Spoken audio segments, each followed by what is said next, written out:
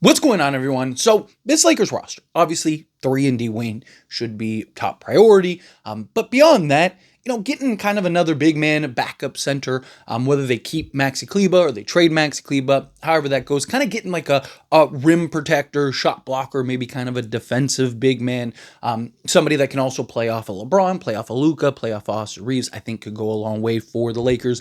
It's not something that I think is like dire. Talked about this before. Like, if the Lakers just kind of roll with the big men that they have, I'm okay with it, right? DeAndre Ayton, right? Health is a big factor. As long as he can stay healthy and give you, 65 games, you'll be fine. We've seen Jackson Hayes be able to step up and play that role as a starter, at least during the regular season. Not really big on him as your starter come the playoffs, right? But once you get to the playoffs, DeAndre Ayton's going to be playing 35 minutes a night. Right? You're playing some small ball in between, and then you're going to have Jackson Hayes probably slotting in 8 to 10 minutes, if that, or whatever backup they have, right? Because remember, Jackson Hayes also waived his no-trade clause, so there's also the potential that the Lakers end up packaging him in a deal at some point later on, or add him a salary filler or something. They even gave him a little extra bump for that particular reason, right? Now, it doesn't mean that they will trade him, but if something comes along, right, and they can turn him into, Nick Richards or something like that, maybe that's something that the Lakers end up doing later on down the line.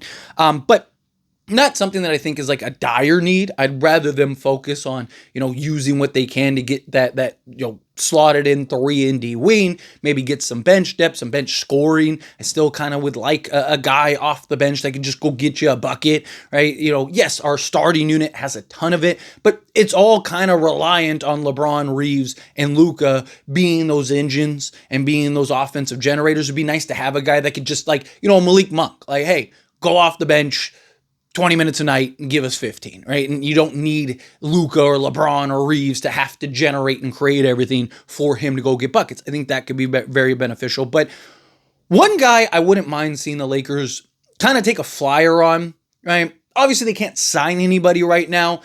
So to me, I'd look at it more as like a training camp deal, right? Sign him to like an Exhibit 10, some type of, training camp deal would be Charles Bassey. I think he's a guy that could check off a lot of boxes, but a lot of the issues with him is just health, right? Can he stay healthy?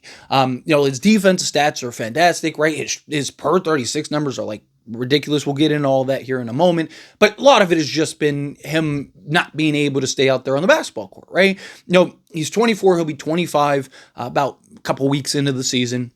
October 28th. So he's a guy that is still, young enough to, if he can kind of find his footing, find his health, which the Lakers have revamped their entire, medical team and their training staff and their fitness and health and whatnot. So, can they kind of show and take somebody like a Charles Bassey and really show like, hey, look, we can get this guy right. We can get this guy healthy. And then he could be, a key contributor, especially cheap, right? Like, it'd be nice to maybe add that guy in rather than having to go and make that trade. Now, obviously, if the Lakers pull off a Matisse Thybulle and Robert Williams trade, then sure, right? Because you're kind of trying to do the same thing with Robert Williams, trying to prove that, like, hey, our new medical staff, our new medical team, we can keep him healthy, we can get him right. But, you look at his career, Charles Bassey, the most games he's ever played in a season was 36 games.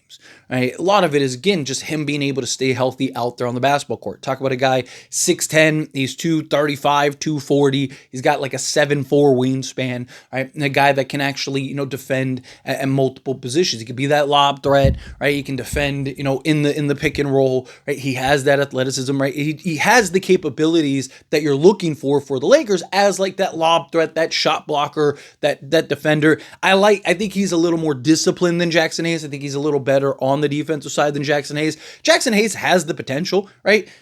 Hyper athletic, can defend in the pick and roll, right? Can block shots if he just got to get his timing and stuff down. But that's something that he could really work on as well. Yes, they do have guys like, you have Christian Koloko, who at some point you would imagine the Lakers are going to bring onto the main roster. But like, let's say you either trade Maxi Kleber or get off of Maxi Kleber, right? And, let's say you get off of Jackson Hayes in the next year. It'd be nice to kind of have like a Bassey and Ayton, and then like a Christian Koloko, and Christian Koloko's ability to stretch the floor and knock down the three ball. Maybe he could kind of be your floor spacing big man that can knock down the three, run the floor, be that lob threat. And then you have Charles Bassey as like the kind of shot blocking defensive kind of anchor. And you wouldn't, couple things. One, you wouldn't be looking for him to play as big and significant of a role as you would, say the Spurs when they had him, where it was like, he's kind of the only other guy that they have, especially after they get rid of Zach Collins, right? So it's like they need him to be healthy. They need him to be this guy that can go out there and play, 70 games a season and potentially 30 minutes a night, right? Where on the Lakers, you're just kind of looking for him to kind of fill in the gaps. You might have this night here and there where he's starting or, the primary backup big. But for the most part, you're just looking for him to come in, kind of give you spot minutes, give you 10 to 15 minutes a night, randomly here and there. And maybe on like a night in, night out basis, maybe he's giving you 8 minutes, right? So you're not looking for him to come in and be this like huge, like this is our franchise center type thing. But he's a guy that if he pays off, right, and you can get him healthy and you can get him right, he's a guy that can check off a lot of those boxes for you, right? So to me, I look at it like bring him in on a training camp deal, kind of get a feel, get a gauge for him, and then you can make, an educated decision, right? Whether it's like, hey, let's bring him on our G League team, right? Bring him on South Bay and the affiliate, kind of keep him under the umbrella until we find that right move.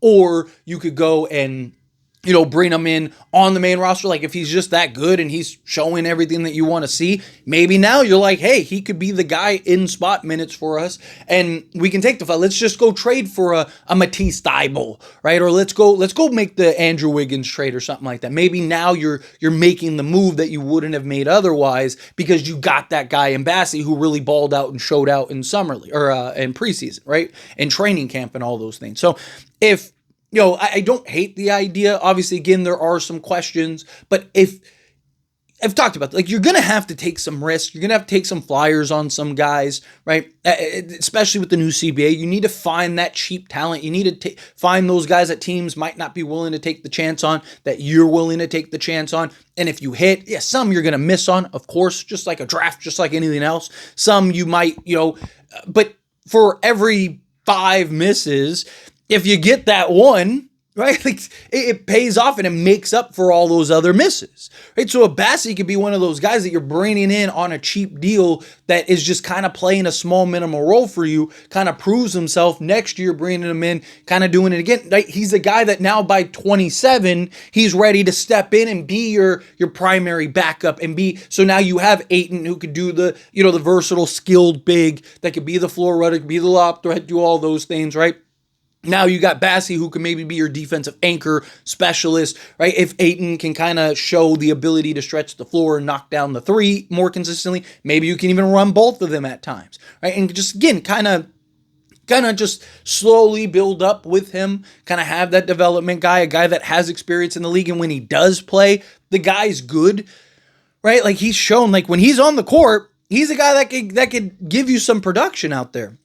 Right, I mean, you even just look at a glance, he was 4.5 points, 4.5 rebounds in limited minutes and limited role. I mean, talking 10 minutes a night. I mean, like I said, his per 36 are like ridiculous, right? So if you can tap into even, right? So like he's giving you basically round up and say 5 and 5 in 10 minutes of action, right? Like that's perfect. A guy coming off the bench, right? If on a random night, he's probably giving you a double-double. Right, be that floor runner. I mean, think of how easy it would be for him playing alongside Luka Doncic, guy that could defend, protect the rim, block shots. Right? I mean, he would be per 36 doesn't tell you everything, but if he can even be close to his per 36 numbers, he'd be one of the better kind of rim protector shot blockers. But let's get in the stats right now, right? Because like I said, last year was the most games he's played at 36. He averaged 10.4 minutes per game, 3.3 field goal attempts per game, 58.1%. Not a guy that's really going to shoot threes. He has in previous years. So like in 2022, 2023, which was actually the most minutes per game he's played, and the second most games he's played, which was 35. He played 14.5 minutes. He actually did shoot 37.5% from three-point range, but on 0.2 attempts. So not like a huge sample size that you can point to and go like, oh, look at that guy, so just something to kind of keep in mind. But maybe that's something that, again, if you can kind of continue to work with him on, maybe he could show that ability, and not expect him to be 37.5%, but can he be 35% from three-point range on like 2 attempts a game? Can you kind of develop that for him? But 2-point range, 58.1% on the season last year. EFG of 58.1% on the season last year. Free throw shooting. He's a career 65% free throw shooter on 0.9 attempts. He shot 63.6%. The previous year, he shot 83.3%, but on 0.3 attempts. So free throw shooting definitely is an area of concern. In the 10 minutes of action, like I mentioned, he averaged 4.2 rebounds, so 1.6 offensive rebounds, so nearly 2 offensive rebounds, an assist, or half an assist, half a steal, a full block, and 4.4 points per game. If you look at his per 36, now again, like I mentioned earlier, per 36 doesn't tell you everything, but it kind of gives you an idea of like what he could potentially be if you can kind of maximize him. He'd be 15 points, 15 rebounds, 2 assists, 1.5 steals, and 3 blocks per game. Right? I mean, talk about a guy that his per 36 is 3 blocks per game.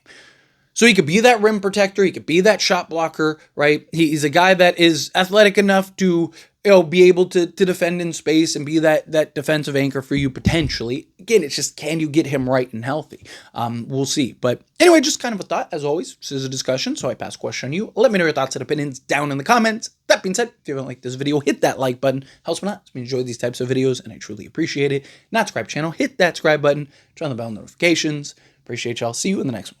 Thank you.